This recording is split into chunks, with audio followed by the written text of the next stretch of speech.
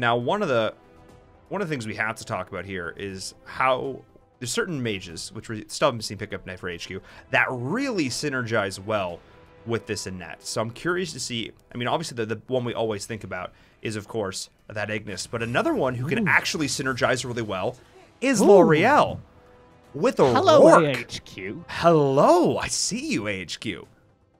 Okay. So the Rourke kind of fulfills that dive I was looking for with this team composition, because their problem is they have a comp that's going to look for strong CC engage with Richter, Malik, Annette. So they needed someone from their backline that could live if the front line all dove in. They needed someone who couldn't be hunted down by, say, a Zephyrs. If a Zephyrs takes a melee range fight versus a Rourke, it is bad news bears. So I actually really like this. And the L'Oreal is a somewhat preemptive counter, because if OverClockers ever take a team fight within the L'Oreal circle, if they ever take a sustained team fight, they will lose. So if this final pick had been something in the way of a more heavy tank that would have enabled that, it would be big trouble for OverClockers. Instead, they're going for a Pura. I understand why that enables them to go for this more poke style, but I don't think they've won this draft. I think OverClockers are now playing poke into a team fight engage comp. That'll work great if they can successfully poke and get away, and it will lose them the game if AHQ are able to collapse as a 5-man unit. AHQ won this bottom tower, and KA spent a lot of mobility though. And now Rush is going in, knowing that KA has no ability to retreat. Fight on the Chaser, it will go poorly. It will indeed, as Chaser is committing there with the shock, but he is going to be the target to smite down in the back, as Hawk is getting absolutely shredded by the L'Oreal. Nicely done, as JJack is able to keep his team alive, and beautifully done as Rush on the flank there as well. They might look to dive this tower as the wheel goes on in, but Hawk was just ripping him up in that fight. Really nicely done. The engaged team fights with 5-man, AHQ will win every time. They're going in right now Lord. into Isno. JJack's there with the Hurricane Walls. KA is with the target of the flank as Hawk is there, absolutely ripping him up with the blinks and the wheel. And now it is Duwa just getting absolutely chased down. Isno has to flicker over the wall, and it is Turtle on the flank getting forced back by Sun. Rush is just relentless. And Chaser is there getting absolutely shredded by Isno, though, as we see the Ghost Walk there on the flank. Sun trying to take down Turtle, almost able to do so, as Hack now once again in. Oh, Hawk is absolutely there. I cannot believe it. The blinks, the wheels off the smite. One more might get the Marja. Hawk is, oh, he does it. What a beast. You're watching, you know, if you've watched that, you know what I'm talking about. Just seeing a player absolutely dominate, and we're seeing AHQ dominate right now. Diving the high ground with impunity, staggering out deaths, and it is off the back of this play. Liliana or Lindis, sorry, to sit in the back lines. You don't have that with this composition, because it would be pretty easy to shut out. Ooh, Turtle. Ooh, Turtle. Hello. I mean, you're still going to die, but because like... it would be pretty easy to shut down. Instead, they've got their backline sustain damage from a L'Oreal. That's really cool, because the higher mobility of the character. The Annette is able to go toe-to-toe with 2 and survive, no problem, allowing the rest of the team to collapse. Go in there onto Isno, who's in a terrible position right now.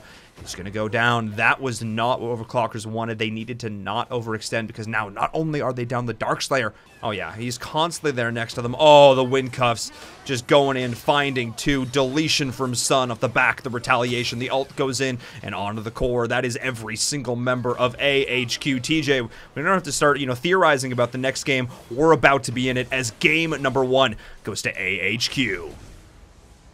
So they can pick off individual characters instantaneously, and that's key when you're playing into a Valheim, because it is so difficult to find a sustained fight versus a Valheim. This composition won't need to. The Jognar will go in, the Malik will go in, eat up the damage from the glaives, and then there will be burst, and the Valheim will die. I just feel like AHQ draft on another level. They've dominated this so far. Like, if I'm OverClockers, I'm like, all right, game number 3? Game number 3? Because AHQ are just on another level with this. The amount of... they can one-shot any target at, like, level 2 between the Liliana, the Richter, and the Violet Jinner. Man, it's not... And they have good tankiness, they have good mobility, they have good sustain... Like, they have everything. When we talk about the versatility that AHQ brings to the table, we don't actually necessarily mean in terms of hero pool. Because I would argue that AHQ actually have a pretty limited hero pool, but they have versatility in terms of team composition. They can mix and match those characters in a way that no other team does. You can never just go even with AHQ, because when you're going even, you're still losing against this team. And Dwas, in the threat of losing his life, or is just going to lose his life. They noticed that OverClockers played double defense, and they abandoned because they now know there are 2 people on defense, and they can find value elsewhere. The shot goes in. Oh, missing actually there onto KA. Now Chihiro and crew are actually able to sit back in this bush. The prison is able to secure the kill onto Sun. A nice little jimmy there from OverClockers to put themselves in a bad position and then recover instantly. Yeah, that's literally what he lives for. Oh, as every member of OverClockers gets pulled back into a rough position, and J-Jack's able to give the team out with that chaos protection. Isno forced to flicker back. Chihiro, though, might be the next target. His son's going in. Batesman under the tower with the prison on the flank. KA is there trying to keep J-Jack alive. Not successful in doing so. As you have the Conqueror trying to chuck down Hawk in the back, but he's now being kited between Rush as well. Diving in and out of these bushes. Rush with the mechanical outplay. Beautiful execution there, as we do see Chihiro try and get the follow-up kill, using everything onto Rush, but not able to find it. Look at how much knowledge they get from Sun doing this. No! Now we're seeing Chaser re-initiating here for his team. Sun's won one fight, and Chaser's trying to line it up for the next one. Hawk able to have the key damage, but Rush is just online. That was the distraction. All the while they were keeping an eye, monitoring the top lane and waiting for the perfect timing. They see if it's been baited out, but Chaser might have gone a little bit too far in with that shock. J-Dax there to try and get him out of it using the chaos protection. Maybe a little bit early. Rush and Hawk are not in ideal positions here. Chaser's just getting burned down, but the heals are there. And now on the flank, it is Turtle, but he's found himself some friends. Flanked himself in that situation, but at least OverClockers is able to trade the kill. He did just use all of his mobility plus a flicker, but it got him to safety, so we're fine. Turtle, this is risky. And he makes it work, though. He actually gets a solo kill, but he's in the jungle. And now he may be stuck in his rough spot. Nice juke there onto the shock. He does have the mobility with this tread softly. He's got to weave in and out of these towers. He dives in, though, finds Hawk. He actually baits AHQ out of position. They get another kill to follow up. And the tower. That was absolutely massive for AHQ. Oh, sorry, against AHQ. OverClockers are actually retaliating right now. This is the second tower falling. They need to bring every member here to bear. If there was one moment or instance where they could take the game, it is right now. Turtle puts on his scuba mask and dives. Now, AHQ need to play defense against their towers as they've lost a lot of mid lane. That just goes to show that one solid play is all the difference that it makes, because now in this moment it is OverClockers taking the first high ground tower. They're pushing in here. The Hissy Fit is down. J-Jack needs to try and go in. They're trying to find the core, taking out the minions in the back, but Dua is going to be the target from Sun, who goes right on in, finding every member. There is Rush with the crits, the shock, the follow-up is there, but it is KA surviving still, trading out kills. Chaser's now in, but Rush is still sustaining through all of this, has the damage, and now Hawk has respawned, which means that AHQ is able to hold this and get the kills of their own. That is it. That's one. That's two. And Isno is in full retreat. The sustain of Chaser there saves the day. He's able to hover in the front lines and threaten Turtle enough that he needs to bail. And now AHQ have the respawns necessary. They have lost a high ground tower in the mid lane, though. So that is notable. OverClockers are going to need to run, though. And I don't know that they have the mobility. It's only maybe Isno and Turtle on this base defense. And there's a Drake coming through this bot lane. He does have the Blade of Eternity to try and get himself out, though. But it's burned that massive cooldown. The Mark of the Hunter, beautiful down for Sun. He's able to turn the tables. And actually, Turtle, this is a bad overextension. Yes, but one missed ability from Hawk might be the difference maker. No, it is not. 20 seconds on the key respawn. Yeah, Isno, though. Chaser is here with a key shock, but in the back, it is KA taking the entire team down by himself. J-Jack barely survives, and now is Chaser overextending. The Alistair keeping him locked in. They do manage to take a high ground tower, but that could have been disastrous for AHQ. And all the while, KA was able to split the team. There's the Hissy Fit, the follow up, the stun onto Hawk. Can they get the damage in there? No. They're actually stacking up a lot for the damage from this Violet, as Sun has found the backline with the instant prison, ripping him to shreds right now. He is going to be able to trade out before he dies. Both teams' Blade of Eternity's in full effect to Sun. It's going to be the target, but Isno survives a little bit longer, so that's a 2-for-1 trade right now for OverClockers. Sun is still able to get positive trades, and OverClockers, they're up against the wall. And Hawk dives the fountain for it back against the wall. The wall just tipped over and smacked the hopes and dreams of OverClockers, because they made such a beautiful... What? Chaser's bullying them. Wait, hang on. Yeah, I mean, they're still losing towers for... Oh, wait, hang on. What is happening in the mid right now? This is really fun.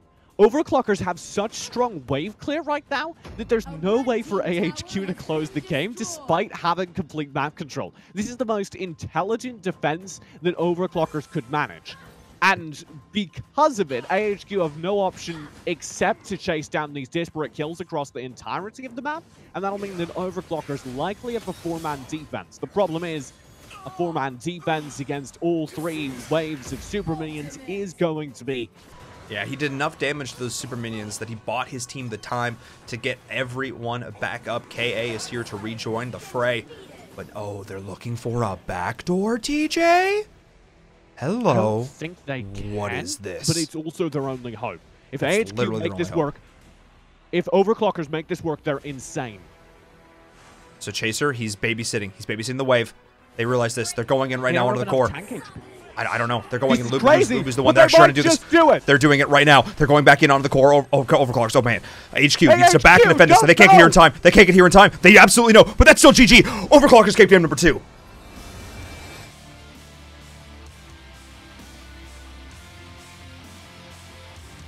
That is insanity! There was There was one way they win this game. There was one way they win this game, and that was it. Is that it's very, very good against CC. So there's a swift escape from the Raz, from anyone who wants to provide pressure. And OverClockerS will do it. They do go for the side lane marksman their comp was pretty obviously building towards, but it will need to be protected carefully against some. Ooh, Isno is in full retreat right now, pulling them back under the tower. The kill is going to come through. Chihiro is there to try and capitalize on potential overextension, not able to do so. But Rush from Violet will have a longer range. Speaking of range, Isno is dealing a lot of damage from the front, or the back, and KA is dealing it from the front, I should say. Going in there a very early Nature's Rally. Pressure on the top lane will come out. KA can trade favorably into this, but not forever. Not forever with J-Jack there, keeping the team alive. Turtle will take the tower, so trading a life for a tower. Needs to play this safe, and J-Jack's there's his own amount. But they're using KA very intelligently as a frontline, and because he's got enough dive and sustain that Rush is scared of him, Turtle's able to use him as a weapon against Rush to secure favorable engagements. I also just love that this whole time, this is just the show of Turtle, but meanwhile, it is Isno here in the side lane, sitting fat and uncontested, so very farmed. Look at how hard he is hitting on this tower. He is going to be the true. Let's see if that stays true here in game number 3. Chaser is always the one deciding when the team advances, and advancing. OverClockerS is now underneath the tower, getting the kill onto Sun once more. Hawk will find a quick trade, though. They're pushing in right now with a great stun onto multiple targets. The heal, the follow-up is there, allowing Isno to shred right on through the back of Hissy Fit, and that is the explosive KO, pushing them, or dealing that damage and pushing them right back through with the uppercut. Chaser going in with the shock. The tower does fall, and now it is OverClockerS in full retreat as AHQ is able to find their value. Now we're seeing, though, Chihiro on the flank, looking to try in the back line. He gets shredded to start this off, but the damage might already be done as J-Jack goes down. The shock onto Isno from Chaser, able to find Dwa as well, but it is now Turtle entering the fight, finding Rush, getting the kill as KA is trading in back and forth. The dance of death as Hawk is trading him down, not able to find the blinding light, and now it is Isno here. Look at the shots. One more auto will do it, but no. To make sure they get J-Jack. That's called target prioritization, and it was well done. But now it is Sun going in with the Gorelord. Chaser and KA will battle it out, and the snipe going through for good measure, but Sun has found another target. Turtle has maybe gone in a little bit too far, and it is KA trying to clean up the fight, but Hawk at the last man standing. One more auto will make it work, but KA is actually... Double marksman giving them so much more tower control. Yeah, having that eagle eye as well, able to just rip it apart from afar, and it is now Sun going in deep, pulling back with the shock. Oh, beautiful target juggling there from AHQ. They will lose. Oh, Chaser walking into the wrong bush, dear friend. An instant delay. Oh, man, OverClockerS map awareness. This is going to be the opportunity for OverClockerS to truly secure this lead. Oh, Isno. That's perfect positioning. He finds Hawk, and he finds J-Jack, but it is Sun chasing him down the flicker aggressively forward to trade with J-Jack. He finds it, and Chihiro is actually going through. Oh, Isno, you beast. Goodness. No! The minion takes him down off the back of all of that, but his damage has been done, and in the top lane this whole entire time, it is Chaser trying to stand tall, but Turtle ripping through him with the help of Dwa. The Drake is still alive, which means his high ground tower is still under threat, as well as having Lubu in the bot and Raz in mid. Specifically Isno just outplayed AHQ in a team fight, and now they've broken the high ground and are approaching the core. They're pushing in now. This is their opportunity, their moment. They have the ability here, but Dua is getting wrecked in the backline. Turtle, the key member, needs to stay alive. The core is at half HP. Chaser is trying to defend it now. Can they make it happen? They're trading out kills, but the minions have died. Rush is up. No. Rush is up. They just need to run, but well done. And now it is Sun going once again onto Isno, but the flicker has been burned. But the essence of the wind to keep him alive and the overextension from a key member. It is Sun getting shredded. The collapse from OverClockers is now here, and now Rush, the potential target here. But Turtle gets forced right on back. Chihiro on the flank is there, but he gets picked up for good measure. Isno might be over-aggressive here, but they managed to get the trade. Rush down. Turtle will fall as well. Chaser is going in with the shock. It is Hack in the backline, able to get the kill, but he's being forced back. Chaser with the beautiful engage. It is not quite enough to secure the kill. They do end up trading there. As Chaser going in there with the Blade of Eternity, they do find it. There is the trade. They do end up having that Blade of Eternity, the respawn, and it is now Sun chasing everyone else down. Chihiro needs to be the one to try and disengage with the Explosive Chaos, but Sun cannot overextend once again. The Nature's Rally to try and get his team out, but on the flank, Isno is there. The shock on from Chaser, but it's not nearly enough.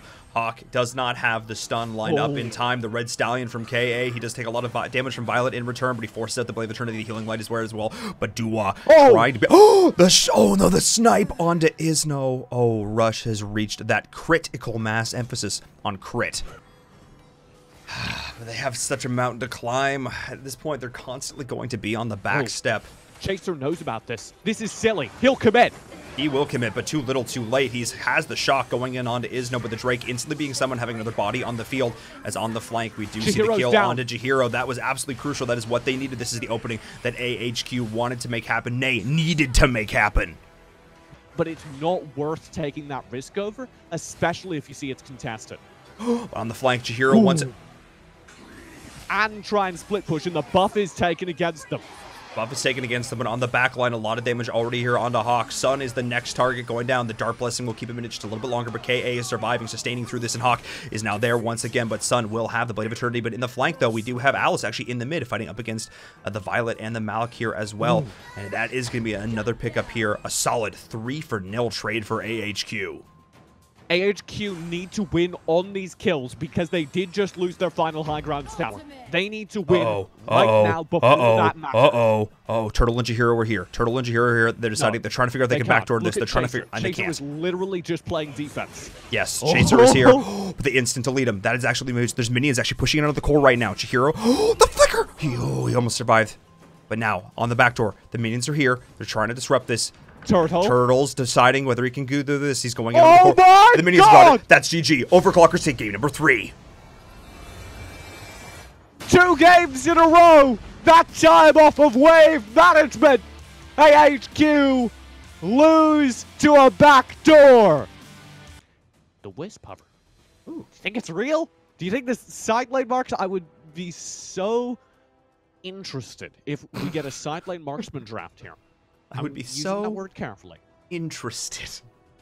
Because that's a very strange comp for OverClockers to make work. So thank you. Jungle Marksman does come through. That means we get side lane Elsu. That means we have a real game on our hands. I am so hyped for this game. Yeah, I like how this ended up here. I feel like the Slims with the setup with the Annette and the Elsu together, that's actually a really dirty combo. They can just one-shot. They can just gib anybody.